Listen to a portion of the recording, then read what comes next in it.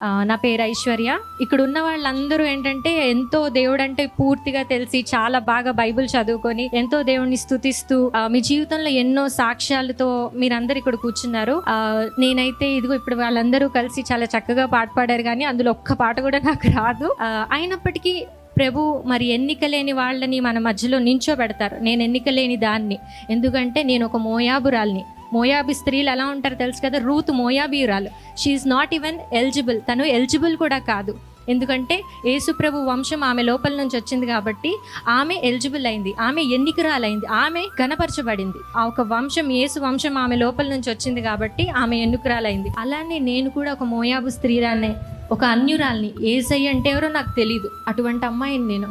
అయితే నా సాక్ష్యాన్ని పంచుకోవాలి అని మరి ఇంతకుముందు నేను జూమ్లో లైవ్ చేసినప్పుడు మరి పాస్టర్ గారు ఈరోజు నా దగ్గరికి, అంటే నేను పాస్టర్ గారి దగ్గరికి ప్రార్థన చేయించుకోవడానికి వచ్చినప్పుడు పాస్టర్ గారు చెప్పారు, సిస్టర్ మరి మీరు జూమ్లో మాట్లాడినప్పుడు మీ సాక్ష్యాన్ని నేను విన్నాను కాబట్టి వీలైతే మా సంఘస్థులతో పంచుకోండి అని చెప్పారు. నా లోపల చాలా నర్వస్నెస్, ఎందుకంటే ఒక్కసారిగా ఇంతమంది ముందు మాట్లాడడం అన్నది కొంచెం భయం, ఆందోళన. ఈ మధ్యలో ఏదైనా చిన్న మిస్టేక్స్ ఏమైనా జరిగితే నన్ను క్షమించండి, మీరు క్షమిస్తారా అని నేను అనుకుంటున్నాను, ఏ చిన్న మిస్టేక్ అయినా సరే. సో నా సాక్ష్యం ఏంటంటేనండి, నేను 2009లో నేను 10th స్టాండర్డ్ చదువుతున్నాను. 10th స్టాండర్డ్లో నేను ఒక అన్య కుటుంబం నుంచి వచ్చాను. మేము నాయుడుస్. సో అక్కడ మా అమ్మగారేమో పట్నాయిక్స్, మా అమ్మగారిది ఒరిస్సా, మా నాన్నగారిది విజయనగరం. మా అమ్మగారికి 2 కిడ్నీస్ ఫెయిల్ అయిపోయాయి. ఆ టైంలో మా మమ్మీని విజయనగరంలో మిమ్స్లో జాయిన్ చేశారు. మా మమ్మీ హెల్త్ ఇష్యూ చాలా పాడైపోతూ ఉండగా మా అమ్మగారి దగ్గరికి రిలేటివ్స్ వస్తారు కదా చూడటానికి. అలానే మా అమ్మగారిని చూడటానికి వచ్చినప్పుడు అందులో ఒక అన్నయ్య నాకు సువార్త పత్రిక అందించారు. ఆ సువార్త పత్రిక అందించినప్పుడు నేనేమనుకున్నానంటే, అసలు ఏంటిది, ఈ పేపర్ నాకు ఎందుకు ఇచ్చారు, ఇందులో ఏముంది, చదవాల్సిన అవసరం లేదు. ఎందుకంటే మా నాన్నమ్మ చాలా భక్తిపరురాలు. ఆమె చేసే పూజా విధానం నా నరాల్లోనూ ఉంది. నేను చేయని పూజ లేదు. లలిత సహస్రనామం కావచ్చు, ఏదైనా ఏ పూజ అయినా నేను చాలా చక్కగా చేసేదాన్ని, మడి కట్టుకొని చాలా చక్కగా చేసేదాన్ని. అయితే నా ఉద్దేశం, నా అంతరంగంలో ఎలా ఉండేదంటే, యేసు ప్రభు వారు అని కాదు కానీ అందరూ ఒకటే. కానీ నా మైండ్లో ఎలా ఉండేదంటే, సిలువలో తన్ని తాను రక్షించుకోలేని వాడు మనల్ని ఎందుకు రక్షిస్తాడు, మనల్ని రక్షించటానికి ఆయన దేవుడు ఎలా అవుతాడు, ఒక విప్లవకారుడు కావచ్చేమో అని నేను అనుకునేదాన్ని. ఈలోపు నా భక్తిలో నేను బాగానే ఉండేదాన్ని. ఐఎమ్ 10th స్టాండర్డ్ అయినప్పటికీ కూడా నేను చాలా ఒబీడియంట్గా ఉండేదాన్ని మా తల్లిదండ్రుల పట్ల. మా అమ్మ నాన్న ఏం చెప్తే అది. నాకు 18 ఏళ్ళకే పెళ్ళి అయిపోయింది. ఇప్పుడు నాకు 29 ఏళ్ళు, 7 ఏళ్ళ కొడుకు. సో అంత ఒబీడియంట్గా ఉండేదాన్ని. అయితే నాకు మా అన్నయ్య సువార్త పత్రిక ఇచ్చిన వెంటనే నేను ఐసీయూలో, మా అమ్మగారు ఉంటే ఐసీయూలో ఒక టేబుల్ మీద ఆ సువార్త పత్రికను పెట్టేసి మా అమ్మ పరిస్థితిని గమనిస్తున్నాను. మా అమ్మగారు చాలా ఇంకా మరణ స్థితికి వెళ్ళిపోతున్నారు. ఆ టైంలో అప్పటికి 3 days అయిపోయింది. ఆ సువార్త పత్రిక నా చేతికి అంది. ఐసీయూ రూమ్ అంతా చాలా క్లీన్గా ఉంటుంది కదా, అలానే క్లీన్గా ఉన్నప్పుడు ఆ పేపర్ ఎవరో ఒకరు తీసి డస్ట్బిన్లో పడేస్తారు. కానీ నాకు తెలియదు, కానీ మా అమ్మగారి స్థితి అలా రోజు రోజుకి మారిపోతూ ఉన్నప్పుడు నేను ఆ టేబుల్ దగ్గర కింద కూర్చొని చాలా బాధపడుతున్నాను. ఏంటి మా మమ్మీ చనిపోతారా, నాకేం తెలియట్లేదు, మా అమ్మగారు బతకాలి అని చాలా బాధపడుతున్న టైంలో ఆ సువార్త పత్రిక నా షోల్డర్ మీద నుంచి పడిందండి. ఆ షోల్డర్ అంటే గాలికి టేబుల్ మీద నుంచి పడి నా ఒళ్ళో పడినప్పుడు ఆ సువార్త పత్రిక నేను ఓపెన్ చేశాను. అందులో ఒక మాట ఉంది, యోహాన్ రాసిన పత్రికలో నుంచి ఒక మాట ఉంది. ఆ విషయం పూర్తిగా నాకు తెలియదు, కానీ ఆ నిమిషానికి నాకు అసలు యేసుప్రభు అంటే ఏదో తెలియదు కాబట్టి నాకు ఎలా అయితే ఆ సమయంలో అర్థమైందో అది మాత్రమే నేను మీతో పంచుకుంటాను. నాకు 2 విషయాలు ఆయన వైపు చూడటానికి నన్ను కదిలించాయి. ఆ 2 విషయాలు మాత్రమే నేను మీతో పంచుకుంటాను. ఒకటి ఏంటంటే, అందులో ఉంది, ఉదయం వచ్చి దేవుడి దగ్గర అడుగుతూ ఉంటాడు, ఏంటి పరలోక రాజ్యానికి నేను ఎలా వెళ్ళాలి అంటే, ఒకడు నీటి మూలముగా, ఒకడు ఆత్మ మూలంగా జన్మిస్తేనే కానీ వాడు పరలోక రాజ్యానికి ప్రవేశించడు, వాడు మాత్రమే న్యూ క్రీస్తులో మళ్ళీ జన్మించినట్టు అని ఉంది. ఆ మాట నా హృదయాన్ని తాకింది. ఏంటి మళ్ళీ పుట్టడం ఏంటి, ఆయనకు వచ్చిన సందేహమే నాకు కూడా వచ్చింది, మళ్ళీ పుట్టడం ఏంటి. అయితే నేను అడిగాను, మళ్ళీ పుట్టడం ఇవన్నీ నాకు తెలియదు. మా మమ్మీకి మళ్ళీ జన్మిస్తావా, ఇప్పుడే ఆవిడ చావు బతుకుల్లో ఉంది, ఇప్పుడే లేపు, నువ్వెవరో నాకు తెలియదు, కానీ నేను నీ పేరు చెప్పుకొని బతుకుతాను, ఒక్క అవకాశాన్ని నాకు ఇస్తావా అని అడిగాను. అయితే ఇంకా హెల్త్ ఇష్యూ ఆవిడది పాడవుతూ ఉండగానే నేను గబగబా బాత్రూంలోకి వెళ్ళి ఏడవటం మొదలుపెట్టా, ప్రభు మీరెవరో నాకు తెలీదు, మీ పేరు యేసు ప్రభు అంట, మరి నేను మిమ్మల్ని అడుగుతున్నాను, నాకు ఒక అవకాశం ఇస్తారా, మా అమ్మని బతికిస్తారా అనేసి. కిందకు వచ్చాను, వాష్రూమ్ నుంచి. మా అమ్మగారిని చూస్తుంటే మా అమ్మగారు నాకు చెప్పారు, ఆవిడ మంచం దగ్గర ఒక పెద్ద వ్యక్తి నించొని ఉన్నాడంట. ఆవిడ చెప్తుంది, ఎవరో ఒక పెద్ద వ్యక్తి నా పక్కన నించున్నారు, ఆయన ఎవరు చూడు అని. నాకు తెలియదు ఆయన ఎవరో, నాకు కనిపించట్లేదు, కానీ నేను నమ్ముతున్నాను ఆయన నజరేయుడైన యేసు ప్రభు అని. ఆయన నేను చూశాను. నేను చూడకపోయినా మా అమ్మగారు చూస్తున్నారు. ఆయన వచ్చారు, ఆయన ఎవరో వచ్చారు, తెల్లటి వస్త్రాలు ధరించుకొని ఒక పెద్ద మనిషి నా ముందు నించున్నారని. అయితే నేను అప్పుడు అనుకుంటున్నాను, ఎవరు వచ్చారో తెలియదు. కానీ నేను అన్నాను, అయ్యా ఎవరు వచ్చారో నాకు తెలీదు, ఎందుకంటే మరణదూతలు వస్తూ పోతూ ఉంటాయండి చనిపోతున్న వాళ్ళ దగ్గరికి. అలా ఏమొచ్చిందో, ఏ దయ్యం వచ్చిందో అనుకున్నాను. కానీ మోకరించి ఒకటే అడిగాను. మళ్ళీ మోకరించడం కూడా నాకు రాదు, ఏదో మఠం వేసుకొని కూర్చొని అడుగుతున్నాను, మా అమ్మ బతకాలి. ఎర్లీ మార్నింగ్కి మా మమ్మీ స్టేజ్ మారటం మొదలైంది. ఆవిడ హెల్త్ నార్మల్ అవుతుంది. అప్పుడు నాకు కొంచెం నమ్మకం, చిన్న విశ్వాసం వచ్చింది. నేను మాట్లాడుతుంటే ఎవరో వింటున్నారు. మళ్ళీ వాష్రూమ్కి వెళ్ళా. భయం, పబ్లిక్గా మాట్లాడితే ఏమనుకుంటారో అనేసి వాష్రూమ్కి వెళ్ళి మళ్ళీ ప్రార్థన చేశాను. ప్రార్థన అంటే ఎలా చేశాను తెలుసా? ఒక ఫ్రెండ్తో మాట్లాడతారు కదా, అలానే అడిగా, అయ్యా మా అమ్మ 3 రోజులైంది, నార్మల్గా వచ్చింది, డిశ్చార్జ్ చేసి పంపిస్తారా, మరి ఒకసారి మీరు సాయం చేస్తారా అని అడిగాను. ఎందుకంటే ఆ శక్తిని నేను గ్రహించాను. ఎందుకంటే కల్మషం లేదు, కపటం లేని ప్రార్థన నాది. ఎందుకంటే ఒక స్నేహితుడితో ఎలా అయితే మాట్లాడతానో అలానే ఆయనతో మాట్లాడుతున్నాను, కపటము లేకుండా, ఏమీ తెలీదు. మళ్ళీ ప్రార్థన చేశాను. ప్రార్థననే నేను ఇప్పుడు చెప్తున్నాను అది ప్రార్థనని, కానీ అది ప్రార్థన కాదు, మాటలు మాత్రమే. వాష్రూమ్లోకి వెళ్ళి మళ్ళీ అడిగా. నెక్స్ట్ డే మార్నింగ్కి మమ్మీకి డిశ్చార్జ్ ఇచ్చారు. నేను ఆ రోజు అడిగాను యేసుప్రభుని, అయ్యా మీరెవరో నాకు తెలియదు, కానీ మీరు నాకు సహాయం చేశారు. నేను నా ఊపిరున్నంత వరకు నీకు సాక్షిగా నేను నించుంటాను అని నేను చెప్పి ఒప్పుకున్నాను. నాకు 18 ఏళ్ళు వచ్చాయి. చుట్టాలందరూ అంటున్నారు, ఆమె పరిస్థితి బాగోలేదు కదా, మరి అమ్మాయికి వివాహం చేసేయండి, ఇంటికి పెద్ద కూతురు. నేను మా తమ్ముడు మాత్రమే. నా పేరు ఐశ్వర్య, వాడి పేరు శ్రీనివాస్, మా తమ్ముడి పేరు. అయితే నాకు పెళ్లి వయసు నాకు రాలేదు, 21 సంవత్సరాలకి పెళ్లి వయసు. కానీ మా అమ్మ నాన్న అంటే ఒబీడియంట్ కాబట్టి నేను ఎవరిని చూపించినా చేసుకోవటానికి నేను సిద్ధంగా ఉన్నాను.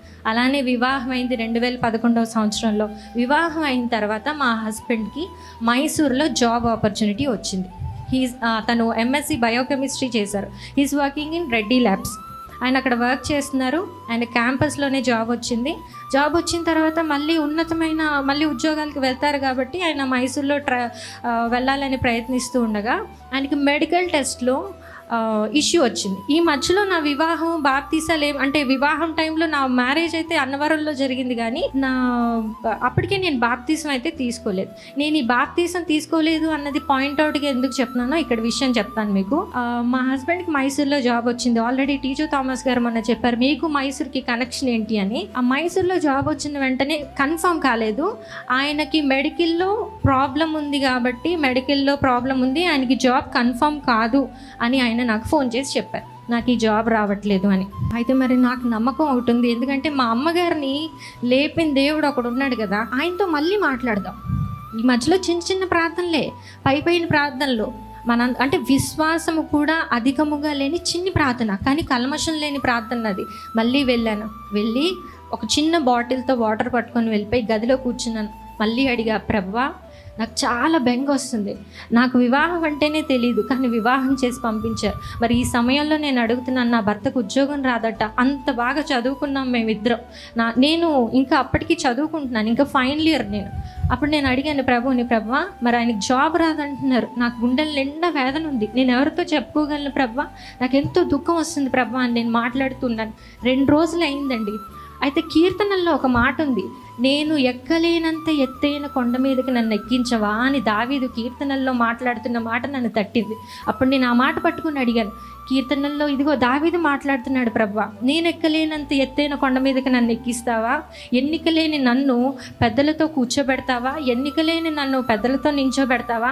ఇదిగో ఈరోజు మోకరించి అడుగుతున్నాను, ప్రార్థన రాని నేను మోకరిస్తూ ఏడుస్తూ అడుగుతున్నాను ప్రభువా అని నేను బోరుని ఏడిచానండి. 2 రోజులు అయింది, భోజనం చేయలేదు. ఆ రోజు మళ్ళీ ప్రభు ఎలా కనిపించారు తెలుసా అండి, నా దగ్గరికి DGS దినకరన్ గారు చనిపోయారంట, అప్పటికే క్రీస్తునందు నిద్రించారు.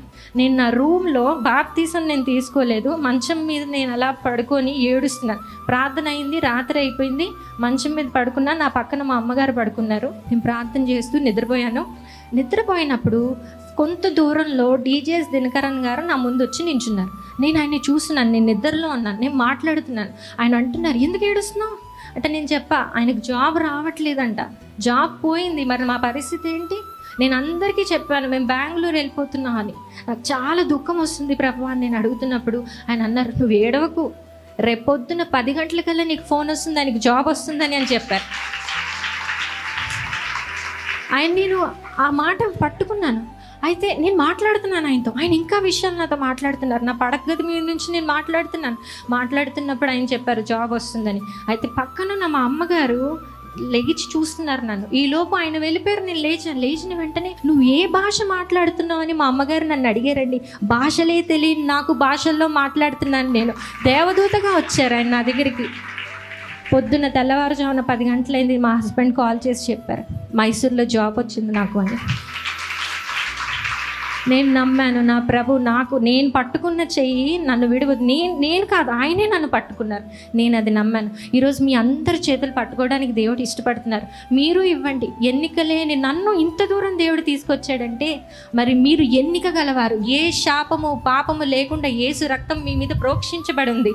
యేసు రక్తము ముద్ర మీ మీద ఉంది కాబట్టి మీరు ఇంకెంతమంది దగ్గరికి వెళ్తారు, ఇంకెంతమంది దగ్గరికి వెళ్ళి సువార్త ప్రకటిస్తారు. నన్ను వాడుకున్న దేవుడు మిమ్మల్ని వాడుకుంటాడు. అదే మాట నేను ప్రభు సన్నిధిలో అడిగా, ఎన్నిక లేని నన్ను నించోబెడుతున్నావు ప్రభు, ఎక్కలేనంత ఎత్తైన కొండ మీదకి నన్ను ఎక్కించవా అని అడిగాను. ఇలానే దావీదు చేసిన ప్రార్థనని నేను రోజు ప్రార్థన చేయటం మొదలుపెట్టాను. ప్రతిరోజు చేస్తాను. ఎప్పుడు గుర్తొచ్చినా ఈ ప్రార్థన నేను ఎప్పుడు మర్చిపోను. మన థామస్ గారు మాట్లాడుతున్నప్పుడు ఎంతో దుఃఖంతో అక్కడి నుంచి అనుకుంటున్నాను, ప్రభా హీఈస్ వర్కింగ్ ఇన్ మైసూర్ నుంచి రాయచూర్ వచ్చారు, రాయచూర్ నుంచి బీదర్ వచ్చారు, బీదర్ నుంచి హైదరాబాద్ ట్రాన్స్ఫర్ అవ్వట్లేదు. 6 years నుంచి ఆయన అక్కడ, నేను హైదరాబాద్లో. నేను బాబు, మాకు తోడుగా మా డాడీ. వస్తే మా డాడీ ఉంటారు, లేదంటే మేమిద్దరమే ఉంటాం. అప్పుడు అనుకున్నా, ప్రభా మా నిహాల్ అక్కడ కూర్చొని అంత లాస్ట్లో కూర్చొని అంటున్నాడు, మమ్మీ ఇంకొక అబ్బాయిని పిలిచి ఏమంటున్నారు అంటే ఆయన ప్రాఫెసీ ఇచ్చారు నాన్న, ఆయన అభిషేకించారు అని చెప్పాను. మళ్ళీ పిలారా దేవుడు అన్నాడు. అయితే నేను అనుకున్నా టైం ఉంటుంది నాన్న దేనికైనా అన్నాను. నెక్స్ట్ అక్కడే కూర్చొని చాలా దుఃఖంతో ఉన్నా, ప్రభా ఉద్యోగాన్ని ఇచ్చే దేవుడవు, మాట్లాడే దేవుడవు, మరి నా కొడుకు నిన్ను అడుగుతున్నాడు ప్రభా నన్ను పిలవ్వా అని. ఆ రోజు ఆయన మా దగ్గరకు వచ్చి అక్కడ మాట్లాడుతున్నారు, నీ పేరు నీతో స్టార్ట్ అవుతుంది, నిహా అనుకొని ఆయన వచ్చి మళ్ళీ నా దగ్గరకు వచ్చి ఆయన అన్నారు, నీ పేరు ఐష్ అని ఆగిపోయారు. అప్పుడు నేనేం అనుకోలే, కానీ ఇక్కడికి పిలిచిన తర్వాత ఆయన మళ్ళీ అన్నారు, నిహాల్ని రమ్మని చెప్పారు. మిగతాది అంతా తెలుసు. ఆయన నా పేరు చెప్పారు ఐశ్వర్య అని, మా బాబు పేరు చెప్పారు నిహాల్ అని. మరి నిహాల్ని మరి ప్రవక్తగా ఆయన అనాయింట్ చేయటం మీరు చూసారు, మీరందరూ చూసారు.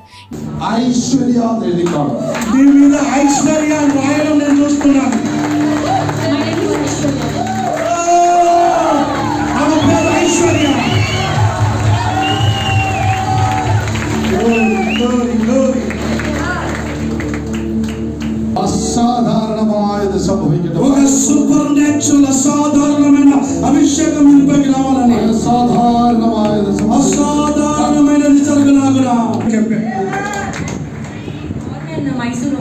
వీడు కూడా మైసూర్లోనే పుట్టాడంట. ఈ బోర్న్ ఇన్ మైసూర్, జనించదు కర్ణాటక.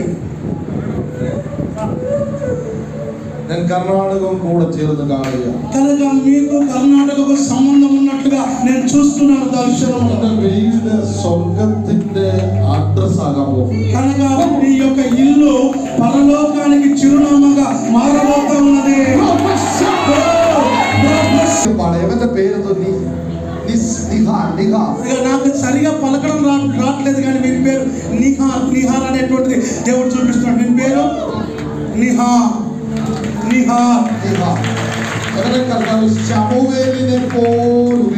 కనుక వీళ్ళ సమయాలలాగా దేవుడు వాడుకోబోతున్నాడు.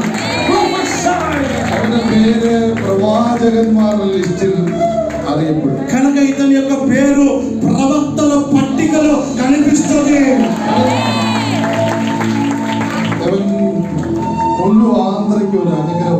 కనుక ఇతను ఆంధ్రప్రదేశ్ అంతటికి ఒక ఆశీర్వాదకరమైన పాత్రగా మారబోతున్నాడు. కనుక ఇదిగో ఇతని ఎదుట గొప్ప గొప్ప మార్గాలు ద్వారాలు తెరబడతాయి. ചെറിയ പ്രായത്തിൽ തന്നെ അഭിഷേകത്തിന്റെ തൈലം కనుక చిన్న వయసులోని అభిషేకం యొక్క కొమ్ము వీరి మీద పోయబడతా ఉంది. అభిషేకపు తైలము వీరి మీద పోయబడతా ఉంది. ఎన్నికలేని నన్ను ఇంతవరకు ప్రభు తీసుకొచ్చాడు. ఎక్కలేనంత ఎత్తైన కొండ ఎక్కటం అంటే ఇదే.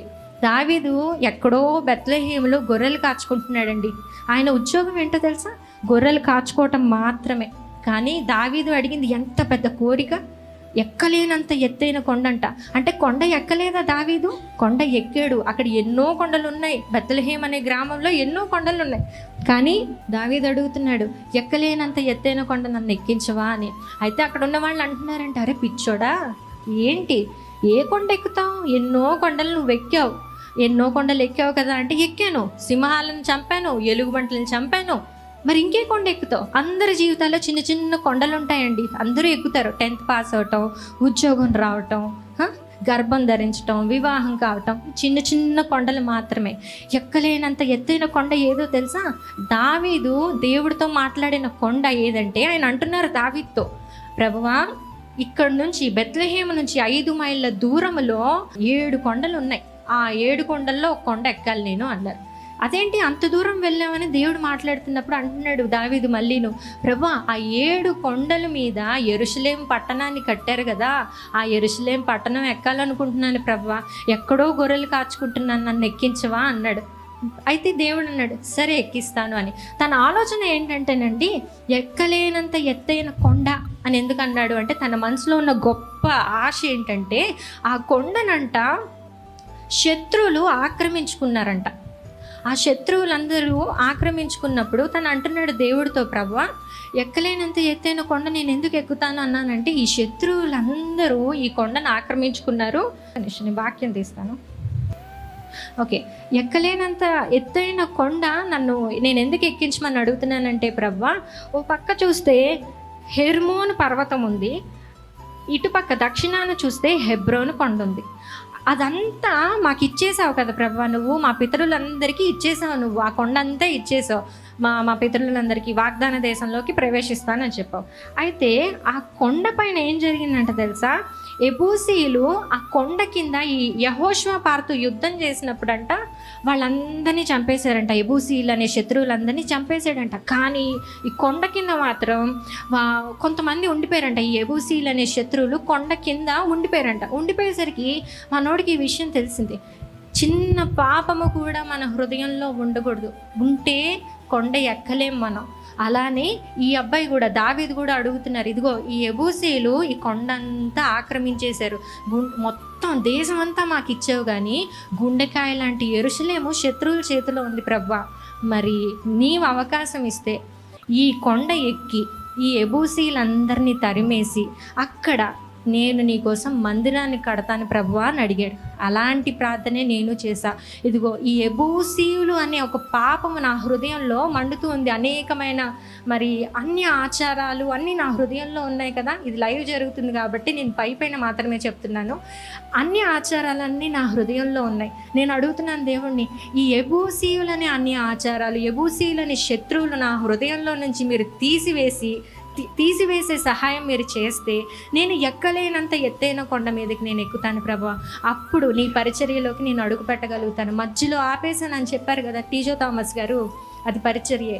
నేను చేయలేను ప్రభువా అని వాక్యం చదవటం కొంచెం తగ్గించాను. నేను లైవ్ చేయటం మానేసా, ఎందుకంటే లోపల భయము దిగులు. కానీ ఈరోజు దేవుడు మళ్ళీ నా ద్వారా మీకు కూడా వాగ్దానాన్ని ఇస్తున్నాడు. ఎక్కలేనంత ఎత్తైన కొండ మీదకి మీ అందరినీ ఎక్కించాలనుకుంటున్నారు. ఎబూసీయులు అనే శత్రువులు మీ హృదయంలో నుంచి పారిపోబోతున్నాడు. ఆయన రక్తంతో ఆయన మీ అందరినీ కడిగివేశారు.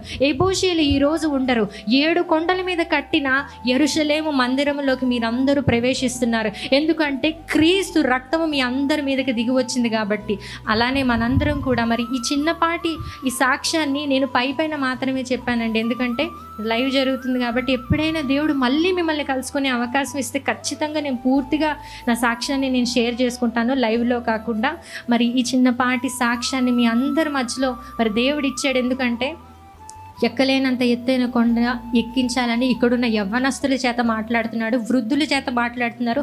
వృద్ధులందరూ అనుకోవచ్చు ఇక్కడితో మా పని అయిపోయిందండి. లేదండి, మీ పని ఇంకా ఉంది. మోషేకి ఇచ్చిన బలము, మోషే ఎలా అయితే 80 ఏళ్ళు వాడబడ్డాడో అంతకన్నా గొప్పగా దేవుడు మిమ్మల్ని వాడుకోవాలని ఆశపడుతున్నాడు. మరి మీరందరూ సిద్ధంగా ఉండి మరి ప్రభువుకు మీ జీవితాన్ని ఇవ్వండి. ఎబూసీలు మీ హృదయంలో నుంచి తోసేయండి. మీరు అందరూ అనుకుంటున్నారు 7 కొండల మీద యెరూషలేము కట్టబడ్డ మాకు రక్షణ వచ్చేసింది కదా, ఎబూసీలు లేరు మా హృదయంలో హృదయంలో అనుకుంటున్నారు, ఎబూసీలు ఎక్కడో మారుమూర కొండ కింద ఎలా అయితే పాతుకుపోయి ఉన్నారో అలానే వాళ్ళు కూడా అలాంటి అంధకార శక్తులు కానీ లేదా విగ్రహాలు కానీ, విగ్రహం అంటే ఏదో బొమ్మ కాదు, మన పదే పట్టుకొని ఒకే విషయాన్ని, ఒక ఫోన్ అవ్వచ్చు, ల్యాప్టాప్ అవ్వచ్చు, లేదా గోల్డ్ అవ్వచ్చు, ఏదైనా పూర్తిగా తీసేయటం కాదు, అంటే అది ఇక రూట్స్లో నుంచి తీసేయాలి. మీరు ఏది దేవుడు మాట్లాడుతున్నాడో దాన్ని పట్టుకోండి.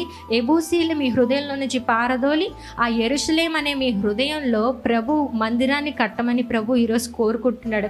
ఈ చిన్నపాటి సాక్ష్యాన్ని మరి దేవుడు దీవించాలని నేను ఆశపడుతున్నాను. మరి అలానే మీ హృదయంలో ఈ విత్తాను కాబట్టి అది ఫలించి పెద్ద మొక్కగా అవ్వాలని నేను కోరుకుంటూ, మరి మీ అందరూ నా ఒక సాక్ష్యాన్ని బట్టి మరి నా కుటుంబాన్ని, నా కొడుకుని మీ యొక్క పర్సనల్ ప్రేయర్స్లో గుర్తుపెట్టుకోమని మరి ప్రేమపూర్వకంగా మరి కోరుకుంటున్నాను. ఈ చిన్నపాటి సాక్ష్యము దేవుడు దీవించును గాక. థాంక్యూ.